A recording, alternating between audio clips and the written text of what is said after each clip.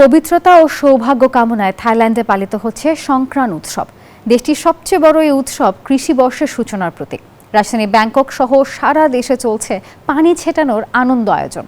দেশি বিদেশি পর্যটকদের ভিড়ে মুখর উৎসব, যা পর্যটন শিল্পে বড় ভূমিকা রাখছে। বিশ্বের অন্যান্য দেশের মতো থাইল্যান্ডেও নানা আয়োজনে পালিত হয় নববর্ষ। এর মধ্যে সবচেয়ে জনপ্রিয় সংক্রান বা পানি ছেটানোর উৎসব। পানি ছিটিয়ে পুরনো বছরের অশুভ দূর করে নতুন বছরের পবিত্রতা ও সৌভাগ্য কামনা করা হয়। উৎসবের অংশ হিসেবে বুদ্ধের মূর্তিতে সুগন্ধি পানি ঢালা হয়। বয়োজ্যেষ্ঠদের হাতে পানি ঢেলে নেওয়া হয় আশীর্বাদ। ব্যাংককের খাওসান রোড, চিয়াং মাই ও পাতায়া সহ বিভিন্ন এলাকায় হাজারো মানুষ জলকেলিতে মেতে ওঠে।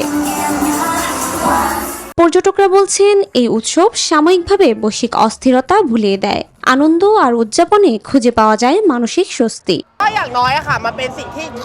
এই উৎসব আমাদের কিছু সময়ের জন্য হলেও সব দুশ্চিন্তা ভুলিয়ে দেয়। এখানে এসে আমরা আনন্দ খুঁজে পাই। প্রতি বছর 13 থেকে 15 এপ্রিল 3 দিন ধরে পালিত হয় সংক্রান। লাওস, কম্বোডিয়া, মিয়ানমারেও এই উৎসব প্রচলিত রয়েছে। ঐতিহ্য ও স্বকীয়তার কারণে সংক্রান 2024 সালে ইউনেস্কোর সাংস্কৃতিক ঐতিহ্য তালিকায় স্থান পায়। জ্যোতি রয়, নিউজ 24।